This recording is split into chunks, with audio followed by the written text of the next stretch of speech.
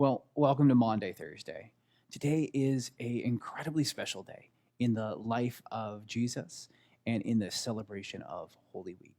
It is the last free day that Jesus has in his earthly life. It's his last opportunity to teach his disciples. It is his last opportunity to demonstrate, aside from the cross, what his message is, his mission is here on earth. It is a packed day. It's a busy day. It's a day where we find communion, the Eucharist, the Lord's Supper, being celebrated for the first time. That's not the only thing that happens that day. But I will take you through it just a little bit. So Jesus gathered his disciples together, and they started up an argument that they've been having off and on for the last few years. They argued about who was the greatest, who was the most important, who when Jesus was going to come into his kingly glory, sitting on the throne in Jerusalem, who would be his right-hand man and his, I guess, left-hand man. I mean, who would be the viceroy and the prime minister? Who would be the next two people in charge? Jesus just shut down that argument altogether. He picked up a cloth and he began washing feet. He took out his off his outer garment and began washing feet. And the disciples, they were shocked, because this was a job of a servant. One of them, perhaps the least among them, probably should have done this, but nobody did, because they weren't interested in who was the least among them. They were trying to figure out who was the greatest among them. Jesus got back up, put on his outer robe, sat back down, and asked, "What I've done for you. Do you understand that I have ended the conversation on who gets to be greatest? Because you all recognize that you're not greater than I am. And if I will be a servant, then you will be a servant." Jesus demonstrates love through servanthood on Maundy Thursday.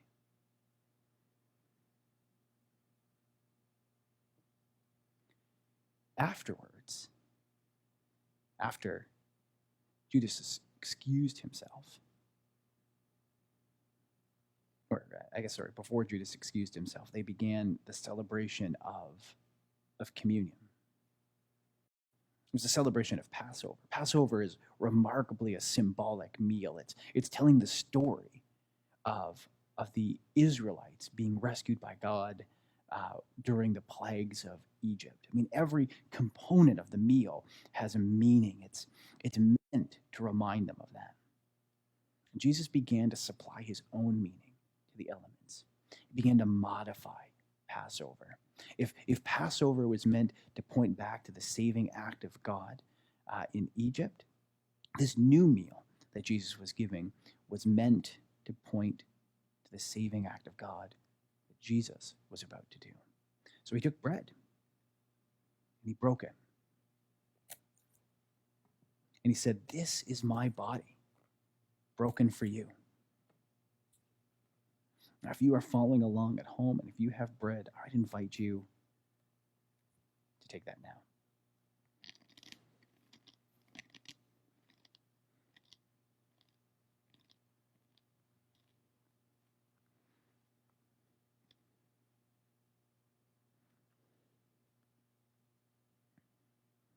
Dinner went on for a little while longer. And then he took the cup and said, "This cup is now my blood. It's now a new covenant, a new agreement, a new relationship between you and God. And it's made possible not through the death of a lamb, but through my death, my blood."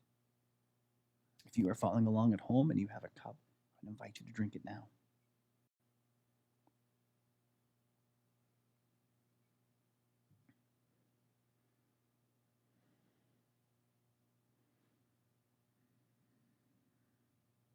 See, Jesus reminds us that every time that we celebrate the Lord's Supper, Eucharist, communion, every time We remind ourselves of Christ's sacrifice, his life, his teaching, his death, his resurrection, until his return. Of course, the disciples didn't get that yet. I mean, they've been with Jesus for years now, about 3 years.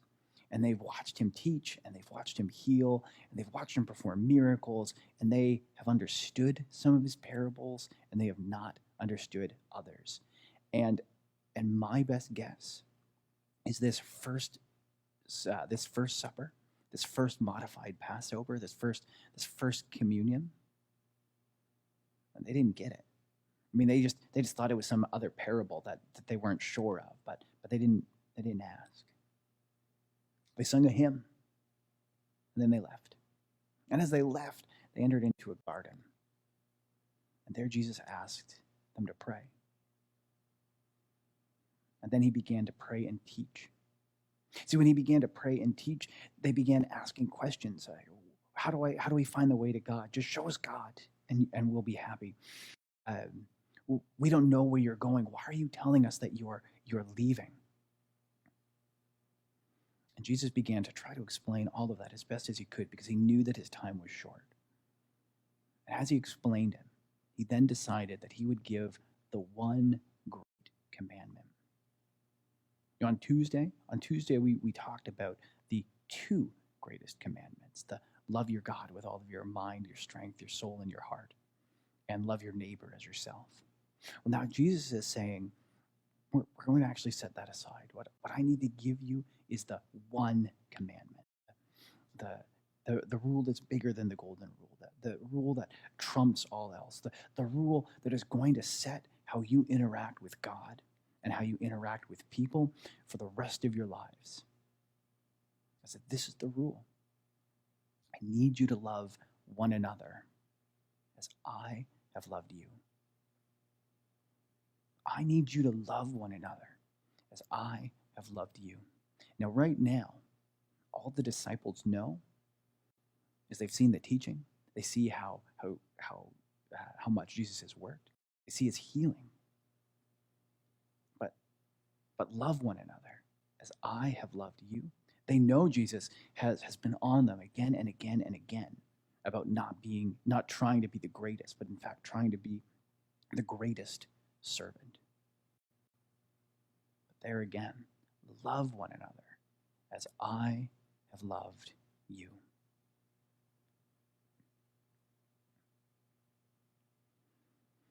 Shortly thereafter, armed men show up. Armed men from the temple, maybe. Mercenaries, possibly. But people whom the Sadducees and the Pharisees have hired to arrest Jesus. And here Judas returns, and he greets Jesus with a kiss. And then Jesus is arrested. The rest of the story we'll pick up again tomorrow and Saturday and Sunday. But this is that takeaway. If you've been noticing, I've been extinguishing a light as we've been going through each element, and I am leaving that last one lit. I'm leaving it there for two reasons. One, the story is not done yet. The way that Jesus is going to demonstrate how he loved other people, so we know how to love like him. I mean, that's still yet to come from the perspective of the story. But also, so Jesus is a light to the world. Prophecy is quoted from Isaiah that he's a light unto the Gentiles. We see it at the beginning of the Gospel of John.